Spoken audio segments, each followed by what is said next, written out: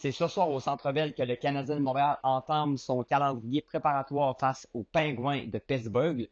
Le Canadien qui va jouer 4 matchs en 6 jours cette semaine. Ce soir contre les Pingouins, demain contre les Flyers, jeudi face à Toronto au Centre Bell encore une fois et samedi à Toronto. Moi, ce que j'ai hâte de voir, c'est des triviaux. On sait que Cole Caulfield va jouer comme à l'habitude avec Nick Suzuki et Juraj Slavkovski. Mais l'autre question, c'est Demidov et Patrick Laine qui ne joueront pas avec Kirby Dach pour tous les matchs préparatoires. On sait que ce dernier est encore blessé, est en remise en forme. On s'entend, si Kirby Dach est au centre, c'est pour une seule raison, c'est qu'on manque de profondeur à Montréal. Moi, j'aimerais beaucoup plus le voir à l'aile, mais il aura encore une fois une chance de commencer comme poste de deuxième centre pour débuter la saison. On sait qu'un gars comme Alex Newhook ou Zachary Bolduc aurait pu avoir une audition à ce poste-là.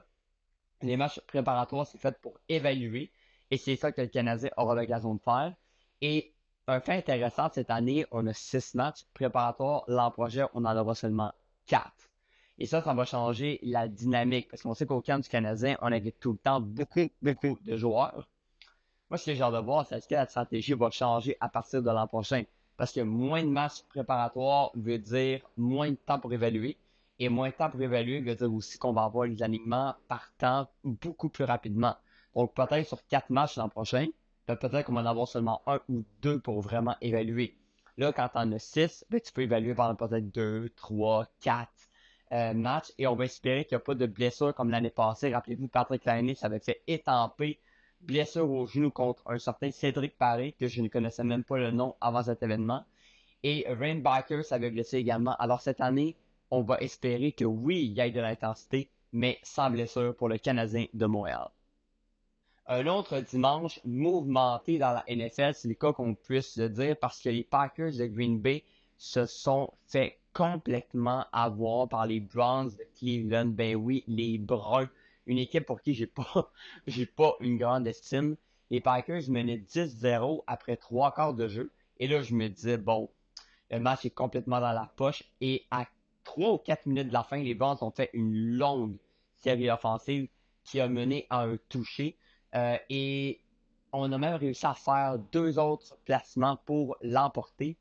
Et cette victoire des Browns illustre la parité dans la NFL complètement.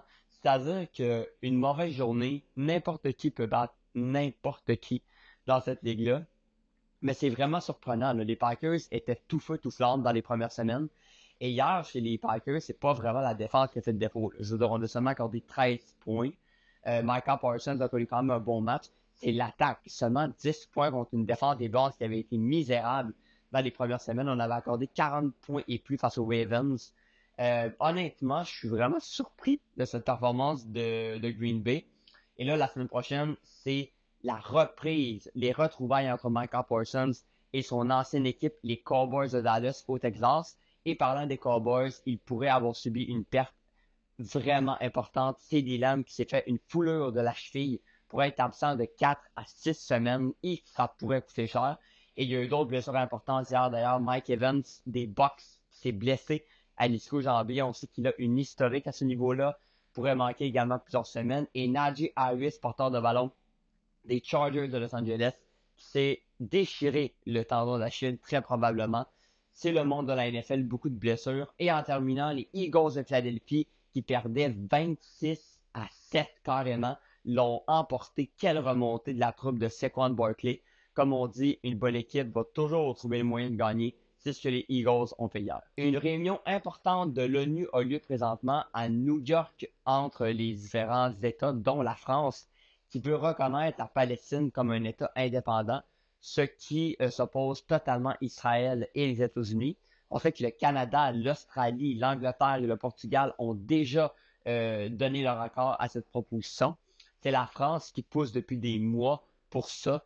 Et ça, ce qui est intéressant de voir, c'est la réaction d'Israël. Parce qu'Israël, on sait, c'est un pays présentement qui veut viser un peu partout. Je veux dire, on est allé en Iran, on est allé un peu partout au Liban. Et là, est-ce que cette menace des pays occidentaux va accentuer, augmenter le mépris d'Israël pour ces régions-là? J'ai l'impression que ça va vraiment pas aider. Mais la France indique qu'ils ne céderont pas aux menaces d'Israël par rapport à ça. C'est intéressant de voir ce qui se passe parce que c'est comme plus une mesure symbolique, mais qui en bout de ligne ne changera absolument rien, malheureusement, même si j'aimerais que ça soit le cas. Mais puis à travers ça, évidemment, il y a une négociation qui va s'entamer entre les États-Unis et la Russie pour renouveler leur partenariat sur les armes nucléaires. On sait qu'en ce moment, avec tous les conflits dans le monde, c'est un enjeu assez important, merci. Et on sait que la Chine également devra être dans les pourparlers. On sait, là, c'est un climat quand même assez bizarre entre les États-Unis et la Chine. On essaie de s'entendre sur des ententes commerciales. Il y a un peu un climat particulier dans le monde actuellement parce que les plus grandes puissances essaient tous de s'imposer. Il y a eu le meurtre de Charlie Kirk en plus à travers ça qui donne un climat très, très tendu à l'interne des États-Unis. Donc, Donald Trump a vraiment beaucoup, beaucoup de choses à gérer. Mais en ce moment, dans le monde, si on peut se dire une chose, c'est que l'entente mondiale est menacée. Les pays occidentaux sont majoritairement en accord, sauf les États-Unis qui font apport comme d'habitude. Et on a la Russie, la Chine, l'Arabie Saoudite qui sont un peu plus dans la même idéologie de pensée, mais il n'y a pas vraiment une entente mondiale sur la suite des choses, tant au niveau commercial qu'au niveau des guerres, etc. Euh, les prochains mois vont être déterminants pour la paix dans le monde, pour les ententes qu'on va faire dans le futur. Mais il y a des enjeux majeurs qui sont actuellement en liste pour être négociés.